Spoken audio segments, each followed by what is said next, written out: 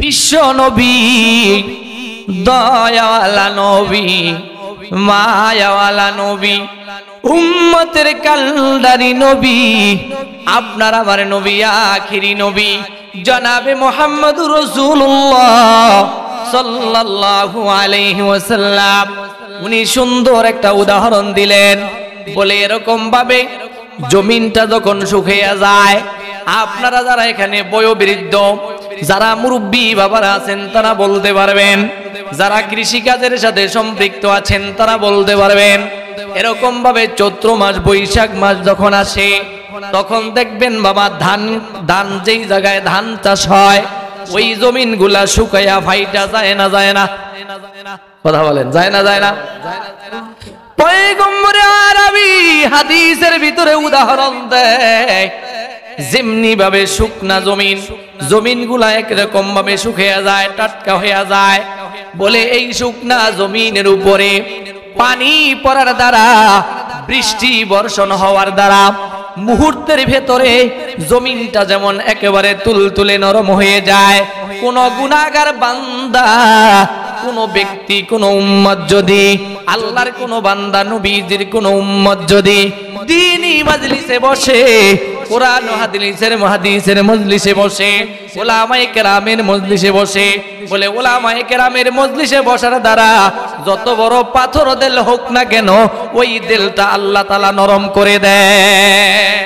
চতুর্দিক দিয়া এরকম ভাবে আপনাকে আমাকে বেষ্টনী দিয়ে রাখি, বলে এই ফেরেশতারা অপেক্ষমান কখন এই মজলিসটা ভেঙে যাবে, কখন এই মজলিসটার সমাপ্তি ঘটবে, বলে ওই সময় পর্যন্ত এই ফেরেশতারা অপেক্ষমান থাকে, এই ফেরেশতারা দাঁড়িয়ে থাকে।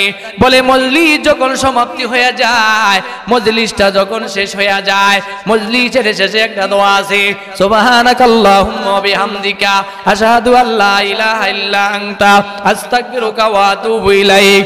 বলে এটা হলো মজলিসে যদি কোনো এরকম ভাবে গুনাহ যদি হয়ে যায়, মজলিসে যদি কোনো অন্যায় হয়ে যায়, আর এই দোয়া পড়ার দ্বারা আল্লাহ সুবহানাহু ওয়া তাআলা তার ওই গুনাহগুলোকে ক্ষমা করে দেয়। সুবহানাল্লাহ। আরেকদিকে এরকম ভাবে তিনি মজলিসে বসার পর ফেরেশতারা দাঁড়িয়ে রইছে আপনার আমার মাগফিরাতের ঘোষণা করার জন্য। পরে মজলিসের যখন সমাপ্তি ঘটবে আর ওই ফেরেশতারা আপনাকে আমাকে মাগফিরাতের ঘোষণা দিয়া দিবে। তাহলে এই মজলিসটা অত্যন্ত দামি কিনা, কথা বলেন।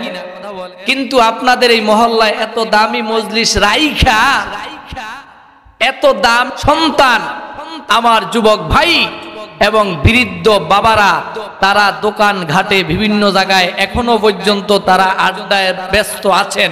কথা বলেন, আছেন না নাই? আরো জোরে বলেন, আছেন না নাই? তারা এখনো আসতে পারে নাই। সমস্যা কি? সমস্যাটা হলো কলবটা শক্ত হয়েছে, কলবটা নষ্ট হয়ে গেছে। এখনো পর্যন্ত দ্বীনি কথা শোনা যে তার জন্য জরুরি, এটা তার দিলের ভেতরে এখনো পর্যন্ত আপনি আমি বলার মাধ্যমে ঢুকাইতে পারি নাই। আমরা দোয়া করব আল্লাহ সুবহানাহু ওয়া তাআলা আমাদের সেই ভাইদের দিলকে নরম করে এই দ্বীনি জলসাটাকে আরো সৌন্দর্য করে তুলতে পারি, যেন আল্লাহ সেই তৌফিক দান করেন। আল্লাহ তাদেরকে কবুল করেন। সকলে আওয়াজ দিয়ে বলেন আমিন। তারা আসতো, কিন্তু তা করে একটা জিনিসে ধইরা রাখছে, সেইটা হইলো গজবের মোবাইলে। কথা বলেন কিসে? আরো জোরে বলেন কিসে? হ্যাঁ, মোবাইল শরীফ নাকি? মোবাইল হইলে কোথাও বৈশা ফেসবুক টিপে, না হলে অথবা অন্য কোনো কাজে ব্যস্ত আছে। কথা বলেন, আছে না নাই? এই মোবাইলের কারণে সমাজ যদিও উন্নয়ন হয়েছে, উন্নত হয়েছে, বাকি এই মোবাইলের কারণে ক্ষতিও হয়েছে। কথা বলেন ঠিক কিনা? এই মোবাইলের কারণে আজকের ছেলেরা মেধা শূন্য হচ্ছে। এই মোবাইলের কারণে বহু পরিবার ধ্বংস হয়ে যাচ্ছে, অনেক মেয়ে লোকরা তারা নষ্ট হয়ে যাচ্ছে। অনেক ছেলেরা তারা ধ্বংস হয়ে যাচ্ছে। এর উপকরণ কারণ একটাই, শুধুমাত্র কেবলমাত্র একমাত্র মোবাইল। কথা বলেন ঠিক কিনা? এই জন্য আমি প্রতিটি মাহফিলে, প্রায় মাহফিলে এরকম মোবাইল নিয়ে দুই একটা কথা বলি। আমি বললেই যে সব হেদায়েত হয়ে যাইব বিষয়টা এরকম না। কমপক্ষে একজন যদি হেদায়েত হয়ে যায়, বাকি আমার জিন্দেগিতে আমি যতগুলা বক্তব্য রাখবো ওই বক্তব্যটাই আমার জন্য যথেষ্ট। কি বলেন ঠিক কিনা? একজন যদি হেদায়েত প্রাপ্ত হয়, একজন যদি আমার কথার দ্বারা যদি সঠিক পথে আসতে পারে, আমি মনে করব এটা আমার জন্য যেই কিসমত। তাহলে আমার এই বক্তব্য, আমার এই ওয়াজ হয়তো আল্লাহর দরবারে কবুল হয়েছে। সবাইরে আমরা হেদায়েত দিতে পারবো না, সবাইরে আমরা সংস্কার করতে পারবো না। সংস্কারের মালিককে চিৎকার দিয়া কর। এই জন্য হাজিরিন বলতেছিলাম, এই মোবাইল এটা অত্যন্ত ভালো। এই মোবাইলের মাধ্যমে আপনি ওয়াজ শুনতে পারেন, ভালো দিক। মোবাইলের মাধ্যমে আপনি কোরআনে পাক তেলাওয়াত করতে পারেন, এটা ভালো দিক।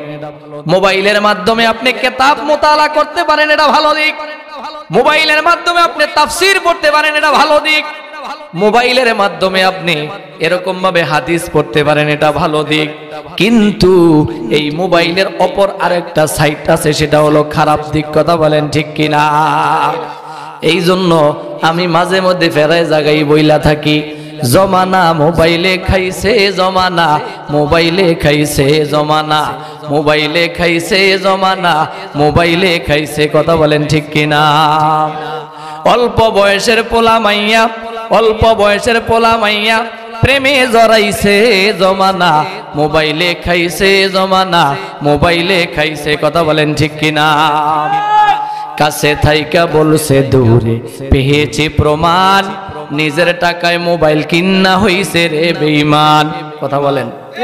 কাছে থাইকা বলছে দূরে পেয়েছে প্রমাণ, নিজের টাকায় মোবাইল কিনা হইছে রে বেঈমান। আর খুন করা আসামি পায় না, খুন করা আসামি পায় না, খলিলি গাইছে জমানা, মোবাইলে খাইছে জমানা, মোবাইলে খাইছে। কথা বলেন ঠিক কিনা? রেডিও যাইয়া টেপ আসিল, টেপ যাইয়া টিভি, টিভি যাইয়া মোবাইল আইলো, যা খুশি তা ভাবি। এই টিভির পর্দায় যাহাই আছে মোবাইলে তাই আছে, আরো কত আজে বাজে মোবাইলে দেখতাছে। ওই সমস্ত জিনিস দেখা, ওই সমস্ত জিনিস দেখা যুবক নেশায় মেতেছে জমানা, মোবাইলে খাইছে সমাজ, মোবাইলে খাইছে। কথা বলেন ঠিক কিনা? এই জন্য হাজিরিন, এখন থেকে সচেতন হতে হবে। আপনি বাবা হিসাবে সন্তানকে আপনি সচেতন করতে হবে, মা হিসাবে মেয়েকে সচেতন করতে হবে, দাদা হিসাবে নাতিকে এখন থেকে, এখনই রশি ধরার সময়, এখনই লাগাম ধরানোর সময়। এখন যদি আমি কন্ট্রোল করতে না পারি, এখন যদি আমি তাকে ঠিক রাখতে না পারি, তাহলে এই সন্তান তো ভালো হবে না, এই সন্তান তো নেশাগ্রস্ত হবে, এই সন্তান তো চরিত্রহীন হবে, এই সন্তানটা তো নষ্ট হয়ে যাবে। একে তো কোনোদিন দিন বুঝানো যাবে না। কথা বলেন ঠিক কিনা? এখনই লাগাম ধরার সময়, এখনই ঠিক করতে হবে। আজকে সারা বাংলাদেশ, সারা ওয়ার্ল্ড ব্যাপী আপনারা জানেন ইসকন নামে একটা সংগঠন, এটা আবির্ভাব হয়েছে। এটা শুধু আজকেরই না, এখন থেকে 20 বছর পূর্বে আমাদের শহীদ আল্লামা দেরওয়াল হোসাইন সাইদি রহমাতুল্লাহ আলাইহি, আল্লামা জুনায়েদ বাবু নগরী রহমাতুল্লাহ আলাইহি, আমার উস্তাদ মুহতারাম শাইখুল ইসলাম আল্লামা আহমদ শফি রহমাতুল্লাহ আলাইহি সহ আমাদের বড়রা আমাদেরকে এখন থেকে 20 বছর পূর্বে একটা মেসেজ দিয়ে গেছে যে ইসকন এটা হলো একটা সন্ত্রাসী সংগঠন। কথা বলেন ঠিক কিনা? আজ থেকে 20 বছর পূর্বে আমাদের আকাবিরিনরা আমাদেরকে মেসেজ দিয়েছেন, বার্তা দিয়েছেন যে ইসকন এটা একটা সন্ত্রাসী সংগঠন, এটা উগ্রবাদী সংগঠন, এটা মুসলিম নিধন সংগঠন। কিন্তু আমাদের সেই মুরব্বীরা চলে গেলেন, কিন্তু 20 বছর পরে তার বাস্তব জ্বলন্ত দৃষ্টান্ত এটা আমরা হাতে পেয়েছি। সেটা হলো আমাদের প্রাণের ভাই অ্যাডভোকেট সালাউদ্দিন সাহেবকে বীর চট্টলার মতন জায়গায় থেকে শাহাদাতের এরকম ভাবে জামাতাকে পরিধান করে তাকে দুনিয়া থেকে চিরবিদায় করেছে। কথা বলেন ঠিক কিনা? ও বুরহানুদ্দিনের মুসলমান ভাইরা, আপনারা ইতিপূর্বে বুরহানুদ্দিনে আপনারা ইতিহাস রচনা করেছেন। কথা বলেন ঠিক কিনা? সারা বাংলাদেশের মানুষ বুরহানুদ্দিনের মানুষকে আলাদাভাবে তারা হিসাব করে। কথা বলেন ঠিক কিনা? এই জন্য বুরহানুদ্দিনের মানুষকে আজকের আমি ছোট মানুষ আপনাদেরকে স্পষ্ট ভাষায় বলে দিতে চাই, যদি কোনোদিন আমাদের এই বাংলার বুকে আমাদের বড়রা যদি ইসকনের বিরুদ্ধে যদি বাংলাদেশে এরকম ভাবে আন্দোলন ডাক দেয়, আমাদেরকে যদি মাঠে নামার জন্য আন্দোলনে ডাক দেয়, তাহলে আমাদের শরীরের রক্ত শেষ, একেবারে রক্তের এক ফোঁটা বিন্দু থাকা পর্যন্ত আমরা ইনশাআল্লাহ আমরা মাঠে ময়দানে ঝাঁপিয়ে পড়বো। কথা বলেন ঠিক কিনা? রাজি আছেন তো সবাই ইনশাআল্লাহ? কে কে রাজি আছি সবাই দাঁড়িয়ে যান, লিল্লাহে তাকবীর। সবাই দাঁড়িয়ে যান, লিল্লাহে তাকবীর। জি মাশাআল্লাহ, হাত বসেন। সংগ্রামী উপস্থিতি, এই ইসকন এটা হলো মুসলিম নিধন সংগঠন।